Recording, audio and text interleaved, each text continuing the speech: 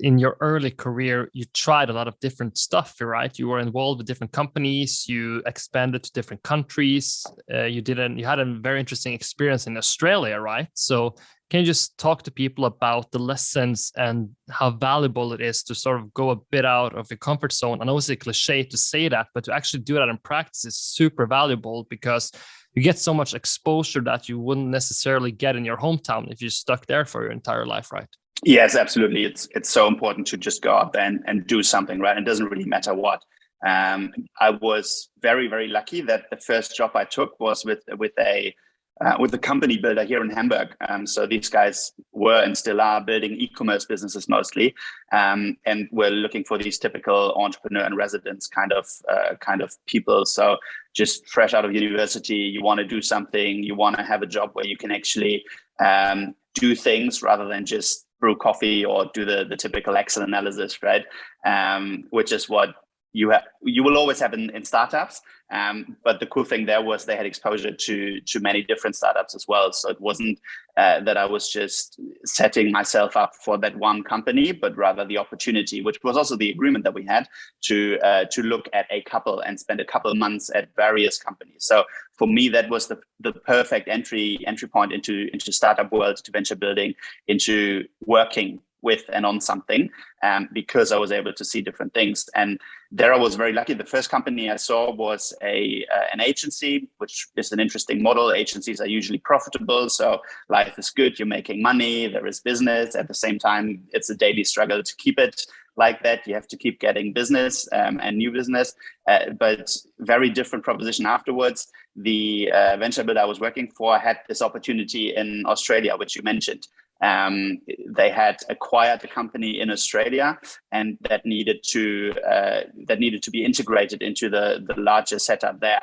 And they needed someone pretty much immediately to go over there and start doing that, taking that over. And I mean, who is crazy enough to, within pretty much a couple of days, say, okay, sure, I'm going to go to Australia, take that over and manage that. So my key advantage there was I had no strings attached. I was ready to go, and I really wanted to do something. So I was like, hey, have you heard of me? Here I am, let's go. And that was kind of how I was super fortunate to get into that position. But also how I ended up in Australia within super short notice. I think at that point I had maybe 6 months of work experience when I started there, which was utterly ridiculous because by then I had taken over a company with, I don't know, we were like 20 people there. So I suddenly had, I think I was 25 years old. I had 20 staff, a million revenue, multi-million revenue business on the other side of the world. And they were like, okay, you go do that. Yeah, sure. Why not? Cool. So yeah, that was pretty awesome. It's super interesting to think about, the advantages of being a bit naive, but also on the counterbalance, be able to take calculated risk. But looking at your career, how important has it been to be a bit naive and to just say to yourself that, okay, this is a big challenge, but I'm betting on myself to be able to step up to the game and also, manage to find a way here, because you have to have sort of that mentality in order to take those challenges on, right? You can't just sit back comfortably. That's going to create, not the excelling career that you potentially want to try. I don't know whether naive is the right word, to be honest. I think you need that natural curiosity to just say yes to things and to believe that you can make it work somehow. The key thing that I keep telling myself in pretty much any life situation is there's like 7 billion people on this planet, and there have been a couple before us. There will be a couple after us, and no matter what I'm doing, someone else has done it before. So it can't be that hard, which is pretty much all you need to understand, and then you figure it out on the way. There is no golden formula, right? No one gets it right all the time. No one knows what they're doing from early in. Even the most respected people in business and politics and art, whatever, have started out one day and were like, I'm going to do this. And they surely had no idea what they were doing. I think that is more important than, I think naive might be more negatively connotated towards being blindsided very quickly and not knowing what you got yourself into. I think you need that positive curiosity. And that is something that works quite well for me. Do you think that curiosity can be trained, or do you think it's just like deeply ingrained in your personality? I don't know. Can you learn curiosity? Probably not. It's probably more a personality trait. It's probably something that is built into you through time by having exposure to other people who are curious as well. Probably very, very strongly related to the environment that you're spending time in. It's probably something that you can build up by doing exactly that, exposing yourself to people who you might think are curious. I don't think it's something where you just take a course on, I've never heard of a course on curiosity, right? So I don't think it's something that you sign up to and are like, right now I'm really not curious, but at the end of this course, I'm going to know everything about curiosity. I don't think that's how it works. I tend to agree with that point.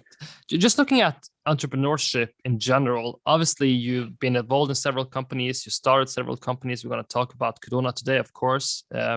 But just looking at the entrepreneurship toolkit, sort of the skills you think you should be able to master in order to have a career as an entrepreneur, what do you think are some of the most important skills or habits you've seen that you sort of have to have in order to be able to live this lifestyle? Because being an entrepreneur, of course, comes with a lot of uncertainty. So you definitely need to have, the ability to deal with that uncertainty. But just like in an overall, how would you summarize the ability and toolkit you need to have?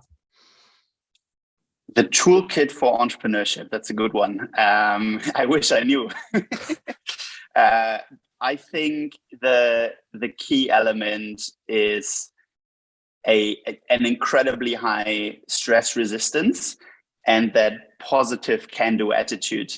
Everything else, I mean, of course, I don't know, if you go in finance, you should probably understand numbers a little bit. If you want to build a construction company, you should probably know something about that. And even if you're a doctor and you want to build up your own practice, you should be a good doctor. So I think the fundamentals for whatever you want to do should be there, of course, but it's the in between the lines bits, the soft skills that matter so much more, because I mean, right now we're in the middle of a global crisis that is something we've not experienced for over a decade, right? So it adds to the stress that you're experiencing already. And I think it's so important to, no matter what life, what other people, what even press or I don't know, customers throw at you, you just deal with it. And same as before, right? Other people have done this before. They have succeeded in this. For some reason, it has worked out in the end.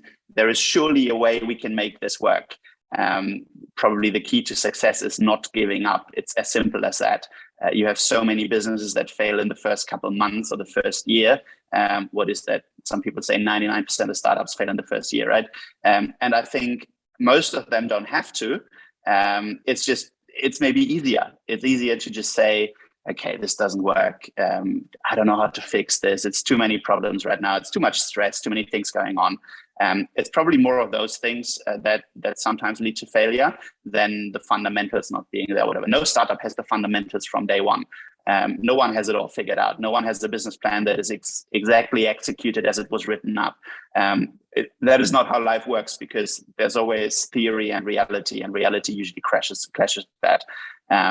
So I think it's probably that stress resistance and that can-do attitude, that belief that you can move forward, that you can find a way to figure it out. That is the key ingredient to just keep going and to believe that you can keep building. And that probably works if you have a team with you that shares that. So we here at Kudona, for example, are super fortunate that we have been 3 founders from early on. Actually, one of them is my brother. So that alone means, hopefully, ideally, that we can speak quite openly and constructively with each other. Family sometimes fights, of course, but at the same time, you've been through life together. So, I mean, if I can't talk to that person, then who can I talk to, right? And I think founders teams of 3 are usually very good, because ideally you always have someone who can pick up the other 2 if 2 were to be down, right? And it just matters to have, because everyone has a down day, everyone has a bad day sometimes. But if you have someone there who says, hey, come on, let's get back to first principles. Why are we doing this? Do we still believe in this? Do we think this still makes sense? Yes. Do we have a good team? We're now over 30 people throughout Europe. Every single one of them exceptional at what they're doing. So that obviously helps. But with that, just building one step at a time, and having that surrounding that shares these core beliefs, that probably helps as well. Hi everyone, thank you so much for watching that highlight. If you like this channel, please make sure to subscribe to it. I'll see you later.